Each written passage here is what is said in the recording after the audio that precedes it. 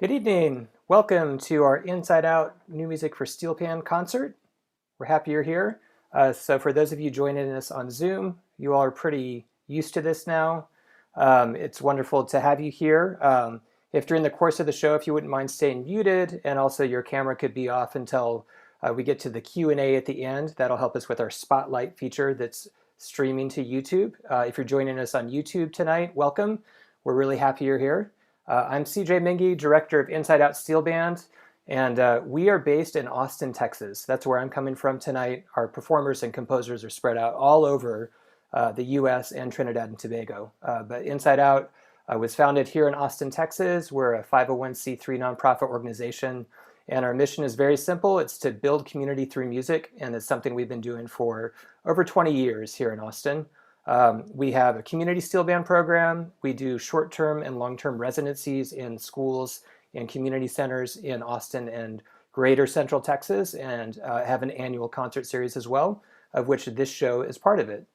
I'm really excited for the show tonight. We have fantastic performers, composers as well that are joining us to give insight into these pieces created specifically for Pan in ways that you might not always see us do with our regular programming. So just a couple things along the way. We have 3 main sets tonight, and at the end of the 3rd set, which is featuring Blue Iron Percussion, if you're interested, we will do a Q&A with the performers and composers. So feel free, if you're on Zoom, to put any questions or comments in the chat, and if you're on YouTube, you can use the comment section as well. We'd love to have you get to interact with us in that way. Let's go ahead and get to it. Our first performer tonight is coming from Nebraska, Lincoln, Nebraska. It is Louis Raymond-Kolker. He is a big part of Inside Out Steel Band, not just as a performer, but he's been very instrumental for many years in different aspects of our program. And we're so happy that he's premiering a couple of new pieces tonight. So please welcome Louis Raymond-Kolker.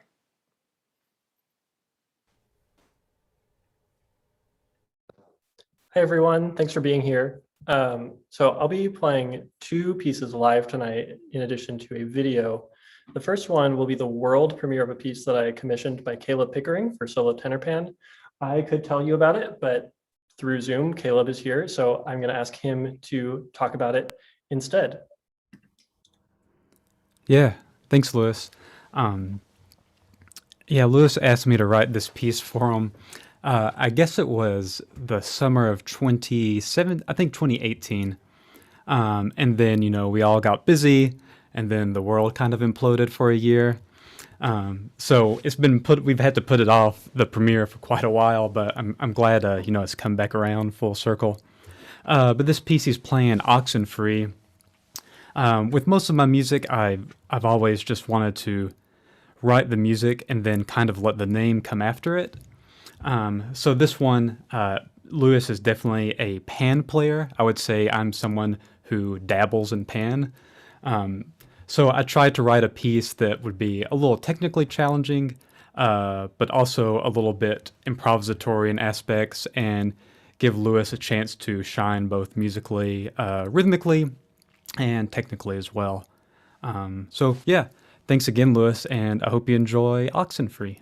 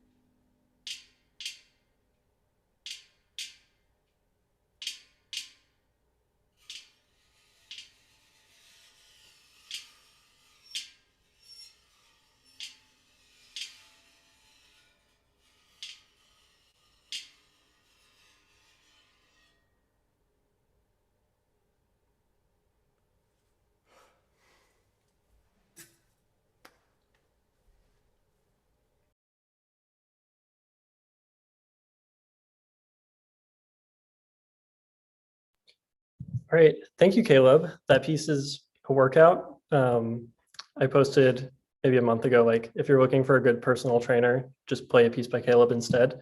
And I stand by that. The next piece that I'm going to play is a US premiere. This is a composition by Sachelle Thomas, who's a student at the University of Trinidad and Tobago. I've been really fortunate to study there as part of the PAN Fellowship program this semester, under really tremendous instructors and with really great colleagues. So I knew that Sachelle wrote music, and I hit her up asking if there was anything of hers that I could play. And so she is going to tell you about the next piece coming up. Hi everyone, as Louis mentioned, my name is Sachelle Thomas. I'm a composer from Trinidad and Tobago.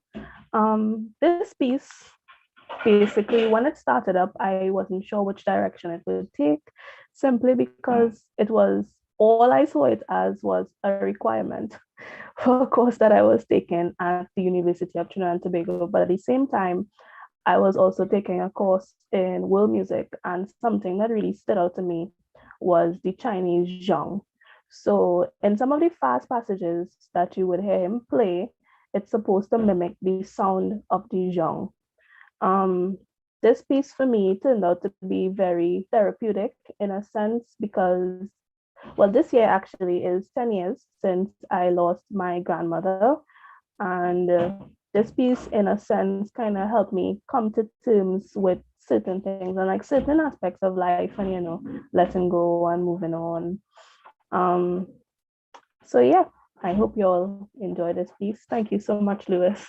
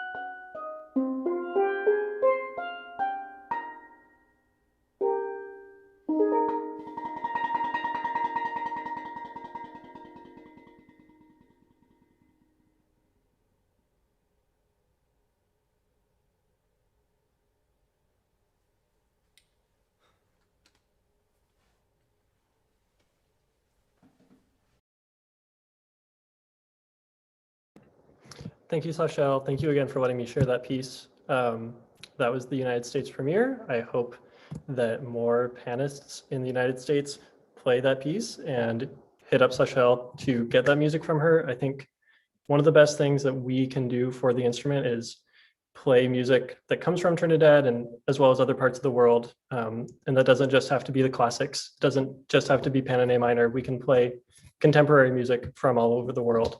And I think that piece is just such a great mix, and I'm glad that I got to perform it. So thank you again, Sachelle. The last piece that I'll share is one that's kind of a rarity for these Inside Out concerts, and that's one that I wrote myself.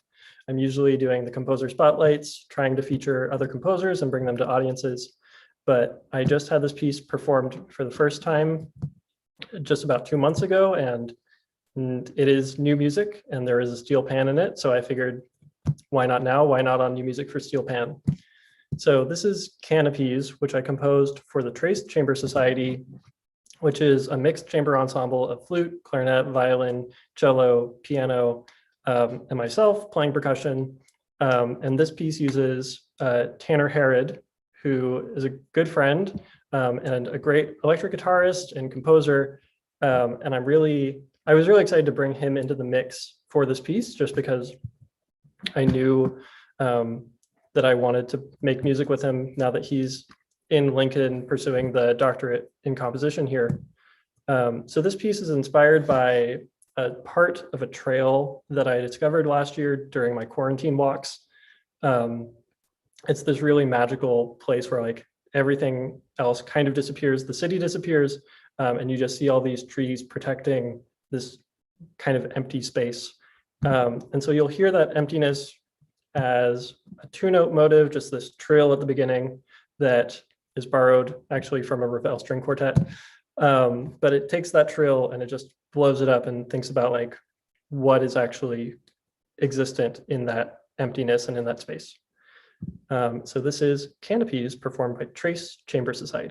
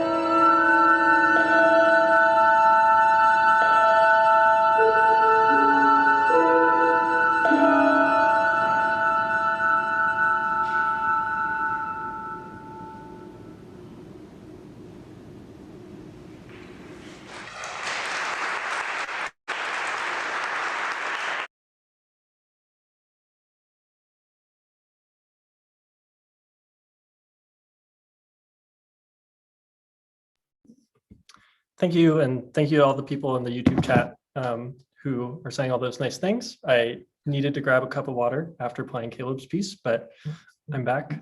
And next up is Alexis Lamb.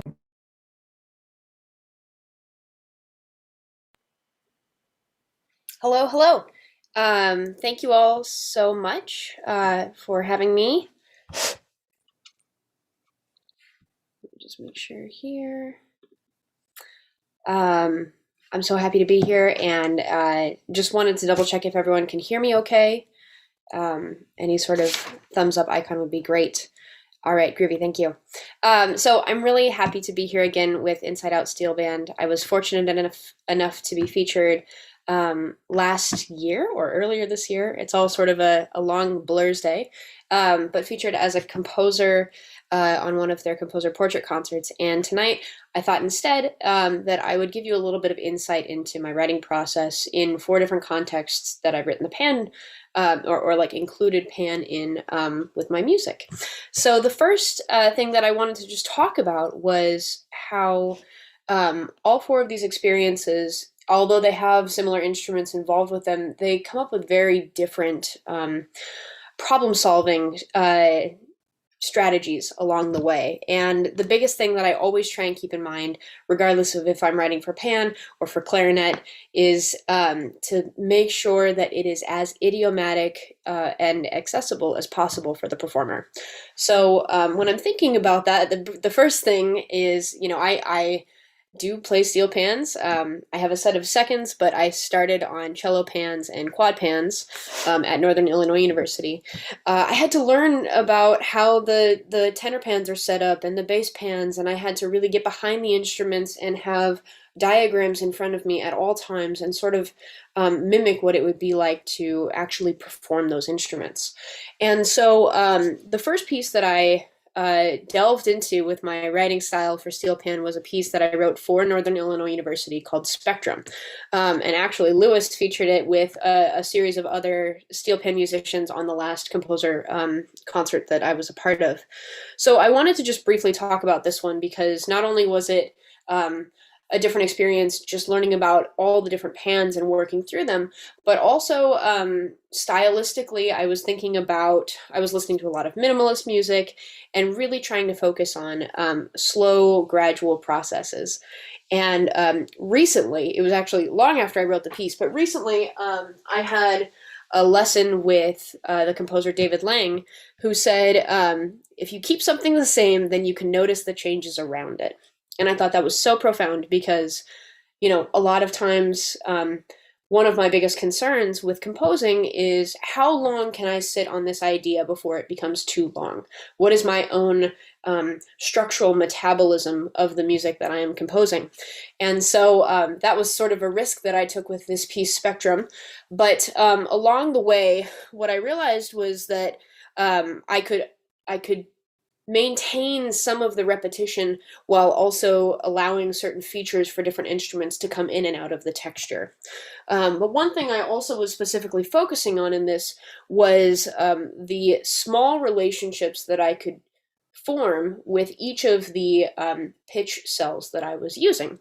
And so just to give you an idea here, an example of the excerpt that I'm going to show you uses a series of chords that are called quintal chords, where essentially they are all connected by a fifth. But the cool thing is, even though they're connected by a fifth, they only, on a micro level, relate on the harmonic series to each other, because you would have to go way far up in the harmonic series in order to get to the next note, in order for it to make sense. So something along the lines of this.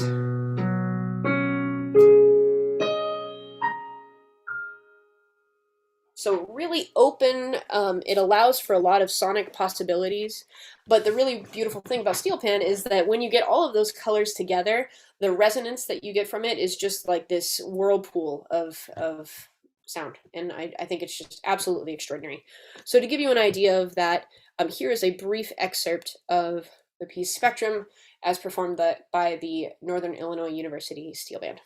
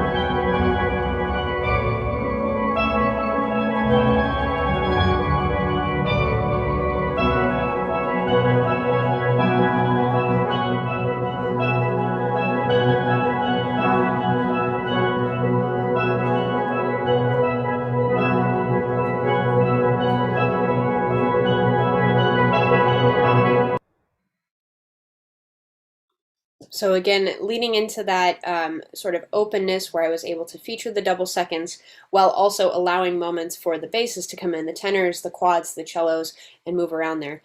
Also thinking about going back to this idea of structural metabolism, I was able to combine elements of this really open chorale idea with something that's a little bit more perpetual motion. So again, always thinking about the idiomatic qualities of the instrument with this piece, and I know that there are moments here that are a little trickier in it than others, as I have now learned in all the parts, but I was really grateful to all the musicians here who performed it and to all the musicians who have played it since. So the next style, aside from going to a steel pan ensemble, was integrating steel pan into a larger percussion ensemble, sort of like what Lewis just presented with his brand new piece. And so for this next project, this was actually a commission from the University of Nebraska at Lincoln for a piece for percussion ensemble. And the best thing about this piece was that it was all structured around the idea of the micro elements in a sound wave, which is attack, decay, sustain, and release. And the beautiful thing about the steel pan is that it does all four of those things very beautifully. And in fact, you're able to really finesse the decay and sustain, and the attack for that matter, based on the beating spots that you have on the instrument. So just to give you a brief idea here, I'm just going to choose a couple of pitches as an example. But if I'm thinking about the attack on the instruments here, I might have something like this, where I can really have that forward attack. And I just realized that I need to adjust my sound here. So I apologize for that. I'm going back and forth between an interface and my computer. So if I go to the attack sound here, or just a single strike, I can have a really forward sound, but I can also fade that in and out depending on the beating spots. And that was really the focus of this next piece here. So I could do something like this.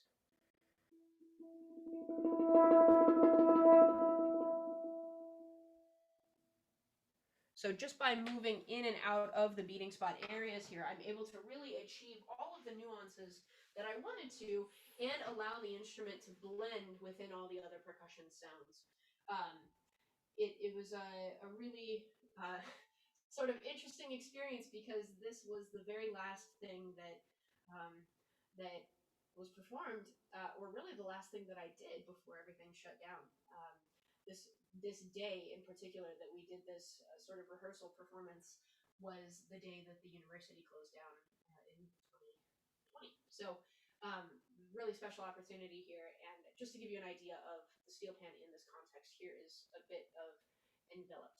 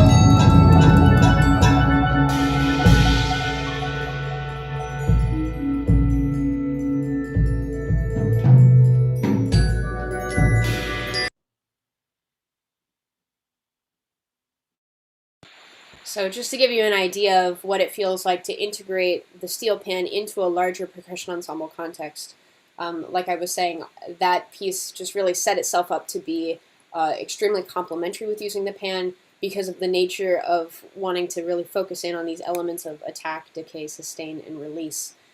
So I was really thrilled to be able to go to Nebraska and make it happen.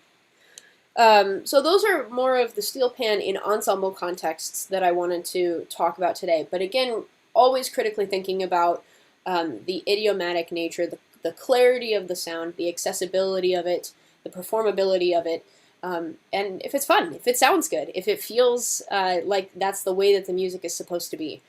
And one other thing that I might mention along the way with these other pieces that I'm sharing too is that I am somebody who does a lot of planning and a lot of preparation in the pieces before I even begin writing notes. And a lot of that does happen for me at the piano, but sometimes if I have the instrument accessible to me, I will always go to the instrument first. And if I feel like I can play it regardless of the tempo, then if I can build it up to at least something that would be relatively similar to the tempo or at least manageable to it, then that to me says that this is going to work.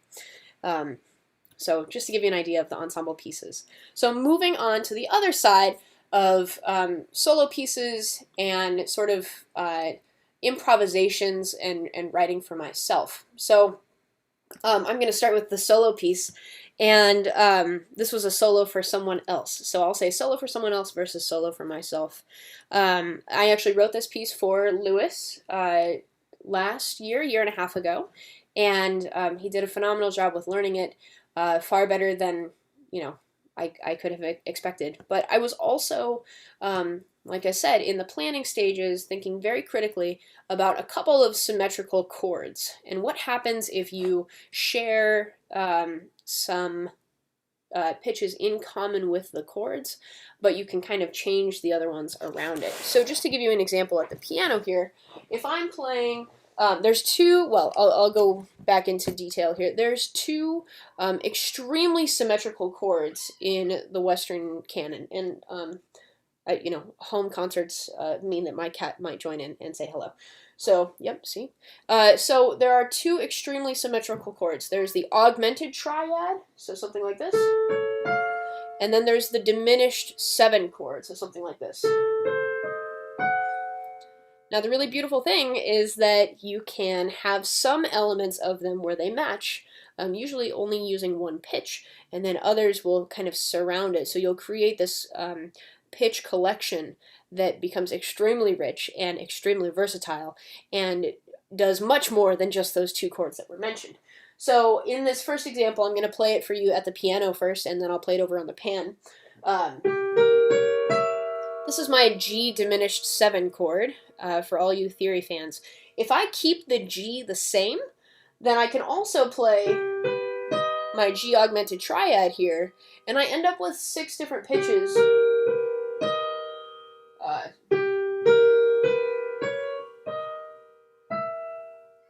That makes a really, beautiful cacophony of sounds. So just to put that in context here on the steel pan, and in the case of this solo piece, internal dialogue, before I do, I'm going to switch.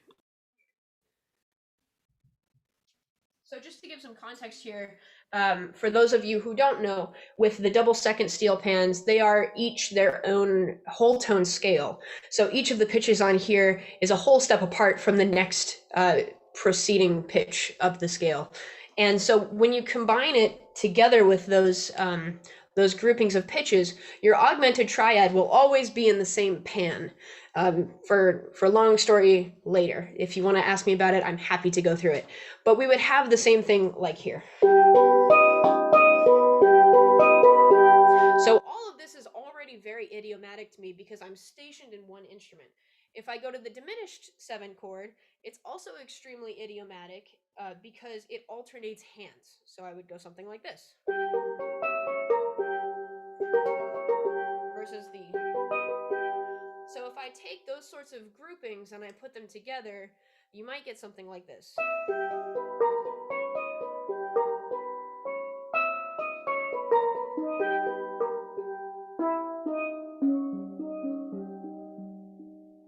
So that's just sort of a phrase that I came up with that would bring those elements together and not only highlight the...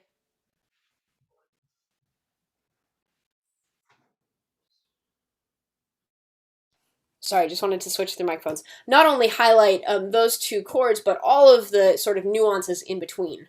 So just to give you an idea of that, here is an example of Lewis playing internal dialogue.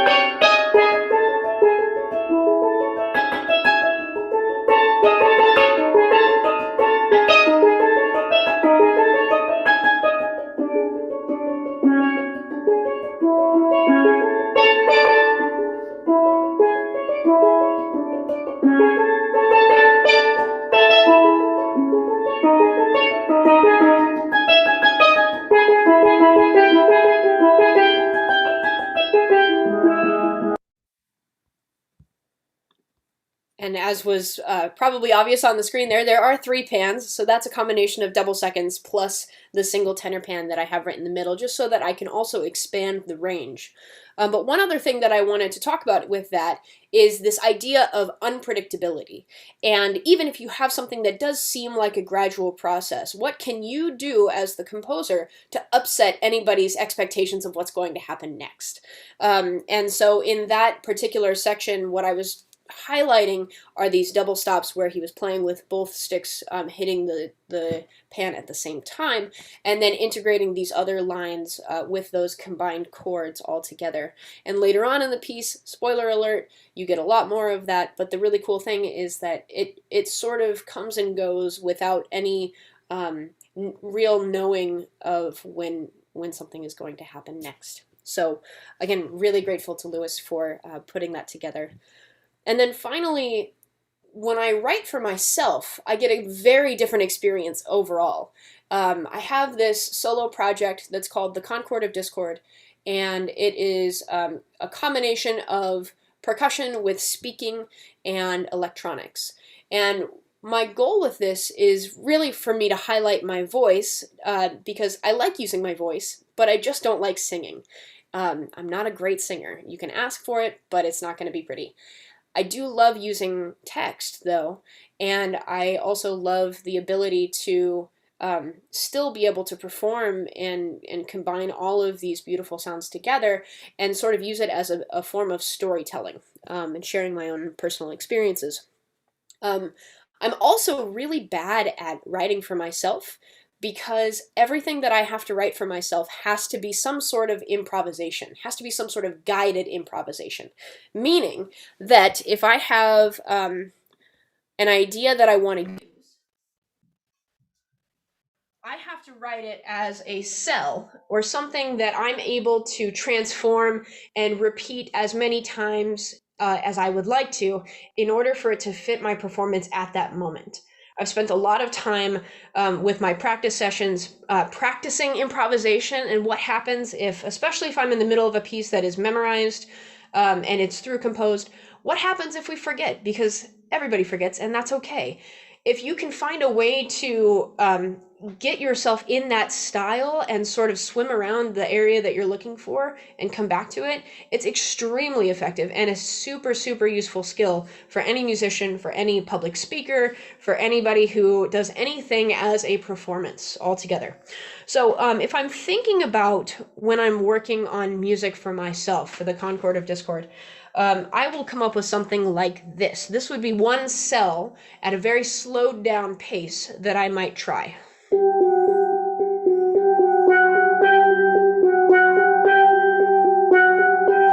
So basically a series of accent patterns that are alternating between 2 pitches. Another cell might be this. And then a final cell might be something like this. If I put all of those together, especially in live performances, but even in videos like the one that I'm about to share with you, it might be something like this.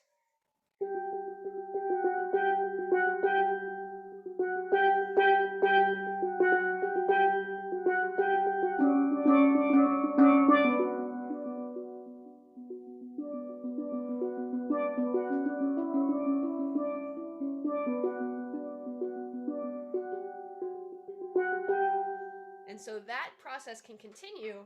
And not only, here, I keep jumping back and forth. So I will adjust the music. Not only does that allow me to have some freedom with the music that I'm performing, but it also takes the edge off. It really makes it so that the music feels organic and feels natural and feels in the moment. It makes me feel even more present in my performances. So to give you an idea of that, here is an example from a piece that I wrote called Smoke Screen that brings together all of those elements. How many times have we shared stories with others while surrounding ourselves in smoke screens? A sleight of hand, a chiffon fabric folded over and over again, hoping people can't see through the layers.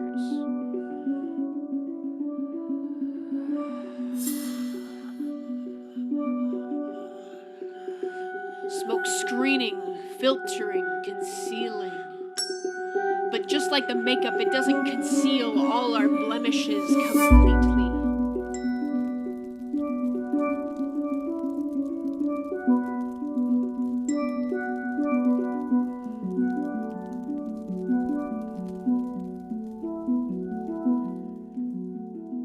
A mask. A facade. Sheltering the self. But from what? A lie? The truth? It's interesting how a smoke screen can turn this binary into a spectrum, transforming every concrete statement into a question, and you find yourself weeding through the conversations like detectives searching for evidence in a 30-year-old cold case.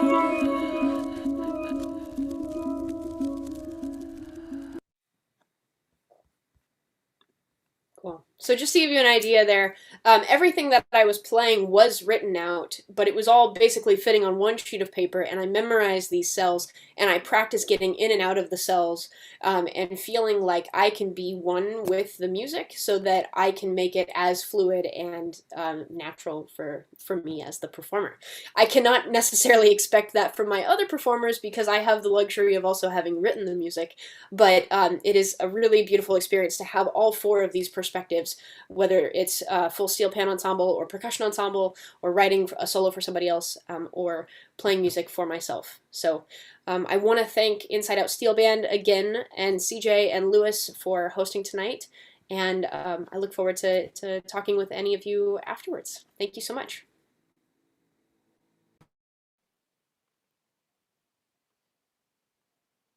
Alexis, thank you so much. That was fantastic. It was really great to have insight in such a clear way in your music. And I encourage everyone who's watching tonight, find all those pieces, like sit with all those pieces from beginning to end, because the writing is very diverse and really impactful. So thank you again for being here. Okay, so before we move to our last live set for this evening, I do want to give some acknowledgments for how we're able to have these concerts happen.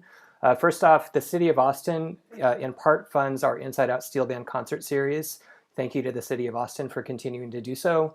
We've been funded first as an individual artist. I was funded in 1997 back in the day, and we've been funded every year since then, so we really appreciate that ongoing support from the City of Austin. Thank you to all the supporters who have helped us so much through this year.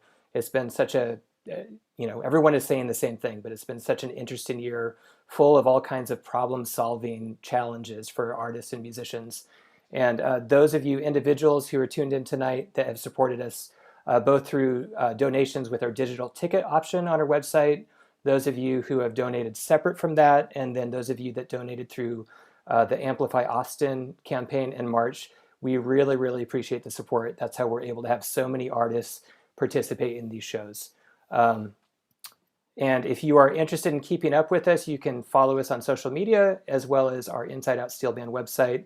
We do have one other show that I'll hype up. It's next Tuesday. It's our 24th Inside Out Steel Band Festival, typically in person here in Austin at One World Theater, which if you're from Austin, it's just a beautiful space that we've been fortunate to be partnered with for many years. Online this year to accommodate our teaching situation and playing situation. That show will feature students from the Inside Out Community Steel Band Kip Austin High School, which is Kip Austin Collegiate, and McCallum High School Knights of Steel. And our featured guest artist next Tuesday is the great Jonathan Scales, performing live with a trio. So you don't want to miss that show. It'll be 7 p.m. Central Time next Tuesday night. Okay, let's move to our last performing group, Blue Iron Percussion, Diana Loomer and Morgan Tao, great friends of Inside Out Steel Band. So happy that they're back again. And I will turn it over to Blue Iron.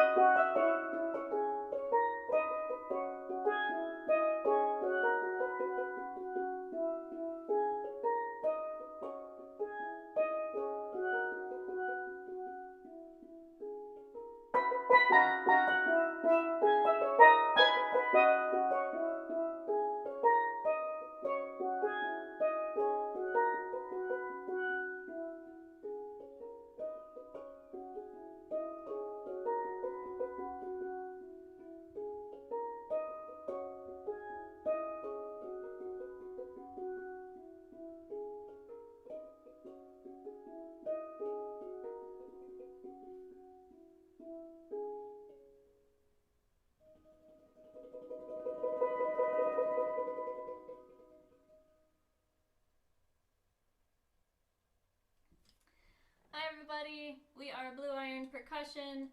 My name is Diana. I'm Morgan. And we are so excited to play for you tonight. The first tune you heard was called Sun, and it's by our friend Dave Molk. It was a part of a collection of solos and duos for tenor steel pan in a collection called Cycles, and we were a part of that commission a while back, or consortium a while back, so we thought it would be fun to play that for you tonight to start off. Next, we'll play a piece called It's All a Bit Much Sometimes by Adam Summey, who's actually one of my students at Appalachian State University. This piece was written about 3 months ago, and it's a reflection of the craziness of our current times. I know we have been feeling quite overwhelmed recently, and I'm sure many of you have as well. So this piece is really beautiful, and we find it calming amidst the chaos of everything going on. This piece was originally written for a lead trio, but since there's only 2 of us, we pre-recorded the other part. So if you hear some pan sounds and we're not playing, it sounds a lot like this one actually. That's the reason why. That's a pre-recorded part. So It's all a bit much sometimes.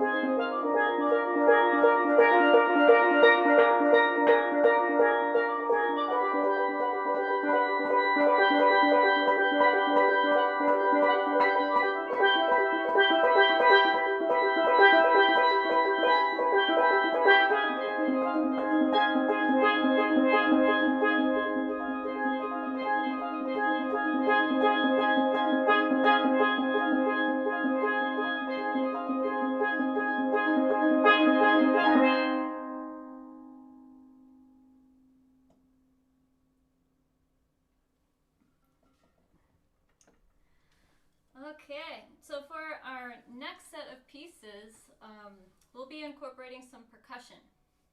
So if you've ever seen any of our Blue Iron Percussion Duo videos, this is kind of our typical setup. We'll be using foot cowbell, low boy, which is like a hi-hat but down low, snare drum, and kick drum, as well as some hand percussion. So today we're using iron, hi-hat, a little one, and ride cymbal, or crash cymbal. We're using it kind of as both. So the 3 tunes that we're about to play were originally written for the Central Music Academy Virtual Steel Band, which is based in Lexington, Kentucky, but we taught them virtually over this past spring semester. And whenever we write tunes for steel band, we like to kind of timestamp them by titling them something that has to do with whatever is going on in our lives at the time. So at the time that we wrote these, we actually were buying a house. So these pieces, we call them the Crowell Suite. Crowell Suite? We can't agree on how to pronounce the name of it, the road that our house is on. But it's because the house is on Crowell Road. Okay, so as we were going through the inspection process, if you've ever bought a house, there's a lot of that. And we found out that there's a lot of stuff wrong with the foundation of the house. So we called a structural engineer, and he came and told us everything that's wrong with the house. And his name was Aaron Black.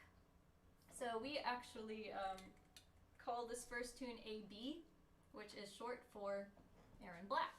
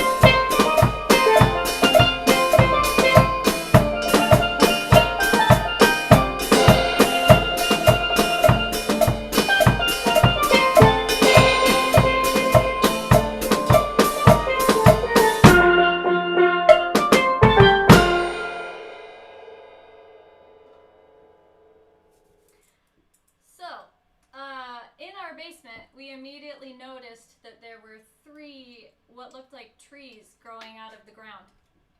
And Aaron Black told us that those are actually locust posts, and apparently they're pretty common around here. And apparently locust posts or locust trees are very strong, or at least I hope so, because that's what's holding our house up. So this next tune is called Locust Post, and it's named after those. The trees in our basement.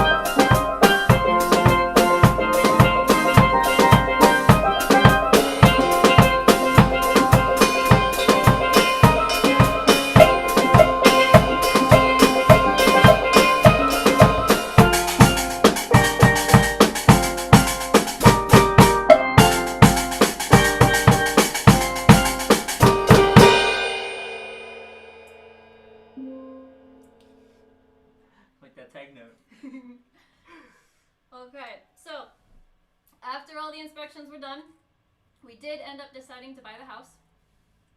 Then it came time for closing. So since we were in a pandemic, we had to go to a park and meet a notary. We were outside, masks, social distancing, of course. And we were there, we were ready to go, had our pens, and we started signing the paperwork. And a few pages in, we realized that they had the wrong date on the paperwork. So we were in a time crunch. I was a little nervous, and I asked the notary, hey, is this a problem? She said, yeah, it kind of is. So they rushed back and tried to reprint the papers, and we had to go teach, so we were worried because that was the only time we were both free for a while. And if we didn't get it done, it wasn't going to happen. And we were going into it like really cool. Like I remember driving to the park and we were like, man, we're so cool. We're about to get a house. We're about to live the dream. And then out of nowhere, it's just like, what, like one number that was wrong on the paper, and we had to stop the whole process. So we went through a lot of like doubt and like confusion, and that was pretty stressful. Yeah. So there are a lot of emotions there. This last tune is called Closing, and you're going to hear all of those emotions that we were feeling throughout the tune. So this is our last tune. So thank you, Inside Out, for hosting. Thank you, CJ, and wonderful job to all the performers tonight. And we hope you enjoy our last tune called Closing.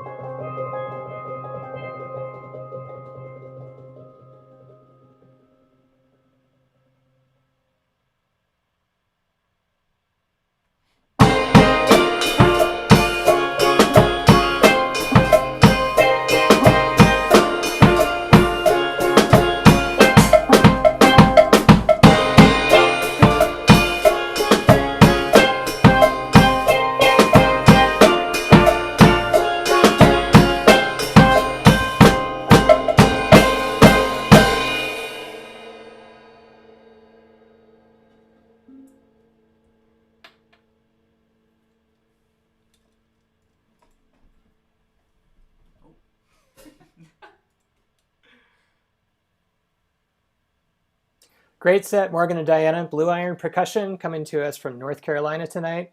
I have to get this out of the way for Virginia mainly. Your pieces are so structurally sound. That's for you, Virginia.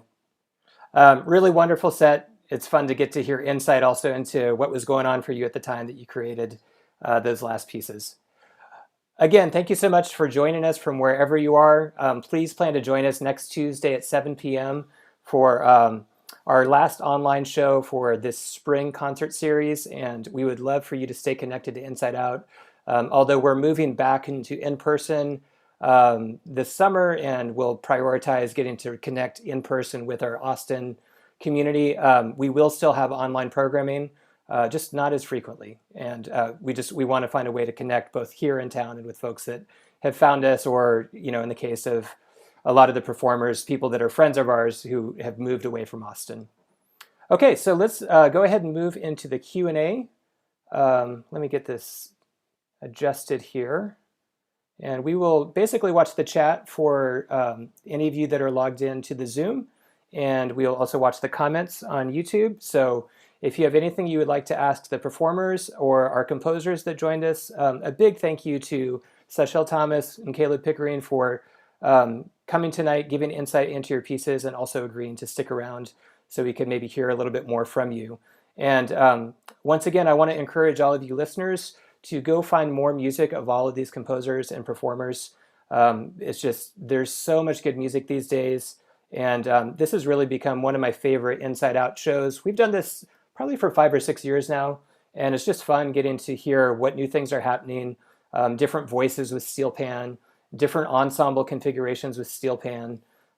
It's just great to hear new music. So thank you to all the composers that are putting time into making this instrument more present in a lot of different settings. So let's see here. Lewis, if you want to help with this as well, and any of the composers, performers that are in the Zoom, if you want to go ahead and turn your camera on, that would be wonderful. We don't have to do a spotlight thing for this. Yeah, okay, so I'll take the first one, and then Lewis, you can work from that. James Parker, hello James. First question, why does this song jam so hard? I assume that's for Blue Iron, so you need to answer that right off. James wants to know why that jams so hard. Okay, James, so the reason why this song jams so hard is because, if you notice, I have... Oh, wait, sorry. I don't know how to... I'm not good at this. You gotta look at my socks. Alright, so I have socks that have toast on them with jam. And that's why it jams so hard. That's your answer. Yes, and my neighbors across the street, Meryl and Judy, I hope you're enjoying those socks. They normally comment on whatever socks they see in the live stream. So that's for you tonight, Meryl and Judy. We can talk about it tomorrow when my wife takes on the challenge of walking our dog Hazel in the neighborhood. We'll talk about those socks. James, excellent question. We really appreciate you delving deep into the artistry of Blue Iron. All right, Lewis, you want to see what else we have? And again, if you want to put any questions in, feel free to put them in the comments. Yeah, the next question is from Millie Montanez, Millie Herod. It says, why is Alexis Lamb so awesome? That's really kind of you. Thank you. I don't know how to answer that, but I really appreciate you listening in. And like I said, I'd be happy to chat with any of you, or I can leave an email or something like that if other people have other questions, or just want to talk about music, or like Blue Iron. I am so feeling that right now. I'm supposed to close on a house in like 2 weeks, and I am so waiting for the notary to come through with something wrong. So because it's like online, and oof, that piece gave me all the feels. So. But thank you for the comment. I really, really appreciate it, and sincerely appreciate being able to be here. One last comment about the Blue Iron pieces at the end. I do have an image that you're moving into a home that has a forest growing in your basement. So I look forward to seeing what kind of nocturnal animals you're going to raise in the basement of your home. Be sure to send pictures. Okay, so I wanted to ask a question of Sachelle first, and then Caleb, if you'd like to offer something up. Alexis talked about different aspects of planning for her pieces, And this is something that fascinates me as a composer as well. And I ask this question knowing that there's rarely like one way a composer goes about doing things. But maybe we could start with Sachelle. For the piece that Lewis performed tonight, your insight was really beautiful and I felt like I got to know you in a really deep way very quickly. So thank you for that kind of honesty about your insight. In terms of the planning for that piece, could you talk a little bit about what your process was, taking the elements that you discussed and then leading into actually putting the piece to paper and notating it? Um, the process wasn't really glamorous because I was working on a schedule because, like I said, it was just coursework at the moment. But in terms of the process, because I initially started it and wanted it to be based solely on the Chinese genre, I did a lot of research into like traditional Chinese music and Chinese scales and like different things that they would use into the music, which I managed to incorporate. And then when the piece took a different direction, that's where some of those elements kind of faded away or became other things. Wonderful, thank you. Caleb, do you want to share anything about like the planning portion of your piece? You also did a great job of setting up kind of what went into the actual mechanics of what you wrote. Yeah, sure. It's funny. This is a room of pan players. I'm like the only not real pan player, I think, in the group right now. Just enough to get by in gigs and things like that, and teach small groups. But yeah, I always tried. Lewis contacted me, so I took a pan home, and I was like, okay, I want to make sure I don't overwrite or anything, and I guess I did. I think like a lot of my other works, which is funny because I write for percussion 90% of the time, but this one, it was like I was writing for, something that wasn't my own instrument for the first time, where, keyboard instruments and drums, I know my way around, but yeah, pan was a little different. So I tried to just hack around as much as I could, but I think similar to what a lot of composers will tell you, I think there's this misconception that it's like 3 in the morning by candlelight and there's just manuscript paper flying off in the distance in a quill. But, really a lot of it is like, a small idea, and is how do I turn this small idea and build it and then develop it and evolve it. And, like the things Alexis was talking about, how do I keep this thing interesting for this long amount of time? Which of course, in all of Alexis's examples, all that music, accomplished that very well, and same with Sachelle and everyone else that played tonight. It was all fantastic. But yeah, I think a lot of it is, just coming up with a small idea and, how do I turn this small thing into a, a 4 or 5 minute thing that people don't, maybe get bored of. Nice, thank you. Lewis, do you see other YouTube comments? Yeah, we've got a question from Oliver Harrington for Blue Iron. Hey, Oliver. So for Blue Iron, did you compose all the pieces in that suite specifically for your duet setup, or were they originally composed for steel band and then adapted? None of them were originally for our duo setup. They were all written for little kids, really. I think, what are the ages from 8 to... Well, we have one 6-year-old. 6 to 14 or 15 maybe years old, with a lot of different experience levels. And so since there were 2 of us, actually Zoom worked out really well for this because we split up into breakout rooms, and he would take one group and I would take one group. So we basically wrote tunes that had 2 parts. And that actually worked out really well when we translated it to our setup, because then you took a part, I took a part. Essentially, we had to tweak some things and then add the percussion to it, which definitely complicates things. Yeah. All written for full steel band. Do you have anything to add? No, that's basically, well, it's like we had them play like high pan parts and then a strumming part. So the more advanced kids would play the melody, and then I took the group where they would play strumming parts, and then we added the bass part after that. Mm-hmm. And I do want to jump in just because we've done a bunch of Blue Iron collaborations with Inside Out this year. It's pretty amazing sending Diana and Morgan a score of a full steel orchestra piece and then having them map all that out and make it seem pretty seamless. And for the high school groups that I work with here in Austin, we've been showing a lot of Blue Iron videos this year to the students, just to show, like, check this out. Like, you can be very creative in how you approach the instrument, and you don't just have to be an ensemble player in an instrument. You can do all kinds of things. So it's a like really special skill, though, how Blue Iron has been able to do that so well over the last couple of years. Lewis, what else do you see? I'm not seeing anything else on the YouTube.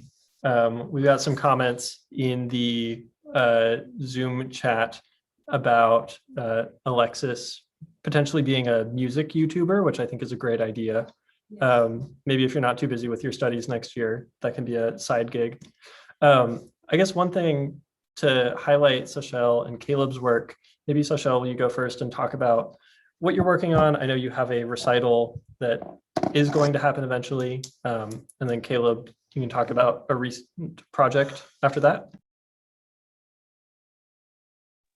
Okay, so I'm currently in my final year at the University of Trinidad and Tobago, and I have a recital to do that was supposed to end my degree this week, but apparently not.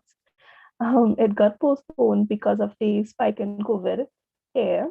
So we now have a different approach. So I'm awaiting final details on it. So it should happen, before, like within the next 2 to 3 weeks.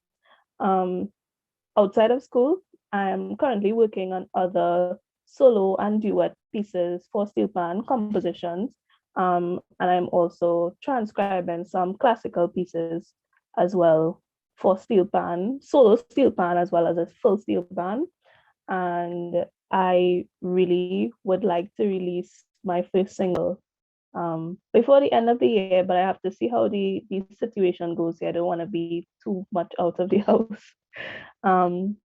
One of the compositions I did for my recital is also part of a bigger work, which focuses not just on like music of Trinidad and Tobago, but like the folklore aspect of it and like the storytelling and the historical sides to Trinidad and Tobago and stuff like that. So that's what I'm working on currently, and I will keep you all posted on the recital for those who may be interested in attending. For sure, and we will do our best to try to, for any of the performers and composers that are on this concert tonight, we'll do our best to share links for performances coming up and try to direct folks that follow Inside Out that weren't here tonight to what you have going on.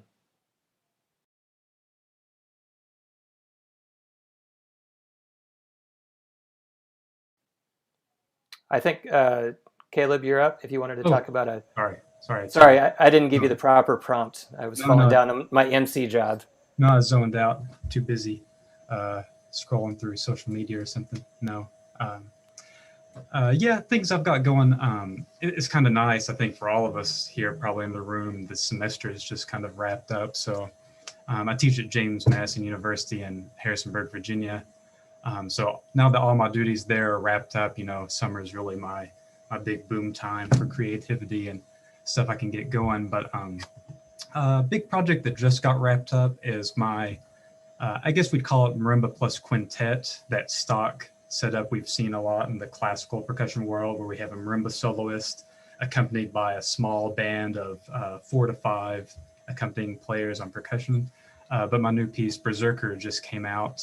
The video for it, so you can find that on my website. And yeah, have some stuff coming up I can't talk about right now, but it'll be pretty cool when it happens. So yeah, stay on the lookout. We will stay tuned. Yeah, and if you don't follow Caleb, you should do so. He has tons of fantastic compositions, very creative voice in the percussion world, and totally worth following on his social media. And I assume you have a website, Caleb, so I imagine you can find him there as well. All right, Lewis, any other comments you see? Yeah, we have another question from Oliver for Blue Iron. How did you two develop the coordination required to play percussion with your feet and pan with your hands, and at that level of complexity? So maybe, Diana, you can lead the charge on talking about foot training, since you are one of the masters. Okay, so that's a funny question, because these are sort of like basically drum sets that we just put down in our feet and our hands. And I don't really play drum set. I mean, I studied a little bit in school. He plays a lot more drum set than I do. So a lot of times when it comes to figuring out what we're going to play as far as fills and everything, I usually look to him and say, hey, what should I play here? And he tells me.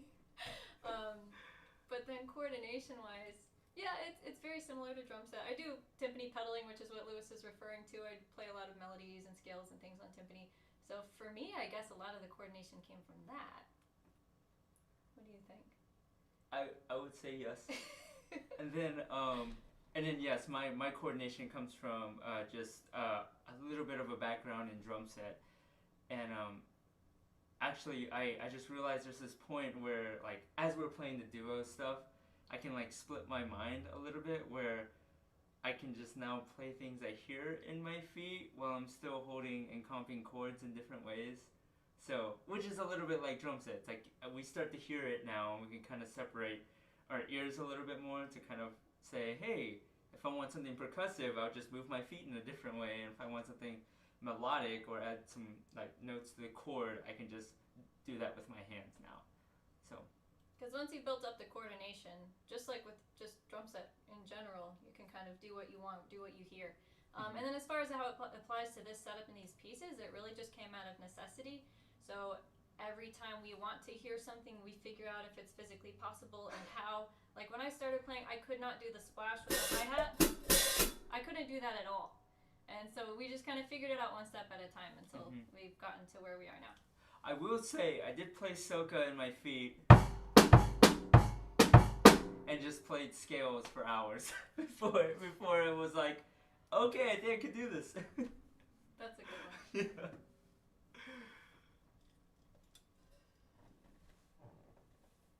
That's it. Excellent. We have one question in the Zoom chat from Angela Smith. Hello, Angela, one of my personal heroes. So thanks everyone for a wonderful program. I was blown away by all the incredible music and talent. Her question is this, and any of you are welcome to answer this or field this question. How can we expose others and educate the general public that Pan goes beyond the Yellowbird syndrome? Anyone want to address that one?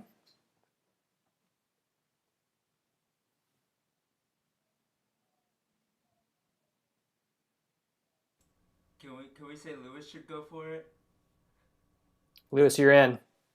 All right, I got called on. Yeah, I think that there is only so much that we can do, and there's only so much that we can do with the reach that we have. In my personal playing career, I've tended to avoid Yellowbird altogether, not because I think it's bad or I don't want to do it, but because I am trying to dedicate like 100% of my energy to new music, so that if someone hears a fraction of a note that I'm playing, then what they're hearing is new music or something written by one of my friends, or maybe a classic that is a little bit more representative of the music in Trinidad, and not the way that that music has developed in the States in the calypso genre.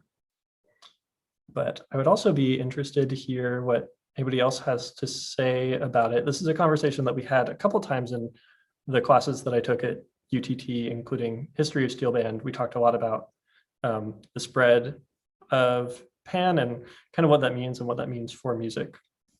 So I don't know, Sachelle, if you have anything to add, or if anybody else has burning thoughts about this. I'm not sure which direction to take my answer, but I completely agree with what Lewis just said. I think something else that would work well with the spread of Pan is exposing people or like new Pan music listeners to music that is not Pan music, but music that has Pan in it. Because for some of them, it may be a bit overwhelming to listen to steel band music. I know I am from Trinidad, and when I was little, it was overwhelming for me to listen to a steel band.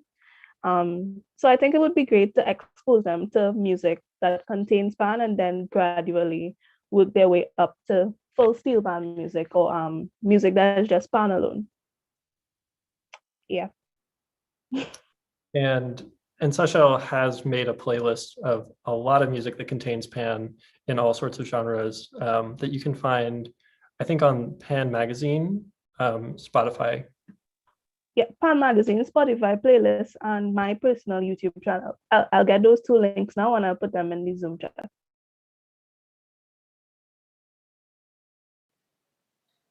Wonderful. Any other questions you see, Lewis, or comments? I think we're good. So we're going to go ahead and wrap it up. Once again, thank you for joining us tonight, to our audience, and big thanks to all of our performers and composers from all over the US and Trinidad and Tobago. This is a very special show for all of us tonight. Please stay connected to Inside Out in any way you can, and I hope to see you again next Tuesday night at 7 p.m. It's the 24th Inside Out Steel Band Festival featuring the great Jonathan Scales Trio. And he did some sessions with our McCallum and KIP students online this week that were just fantastic. And you're in for a real treat with the musicians that he'll be playing with that night. Musicians that he normally doesn't tour with, that he's become friends with since he's moved to Brooklyn. Thank you again. Have a wonderful night. Bye-bye.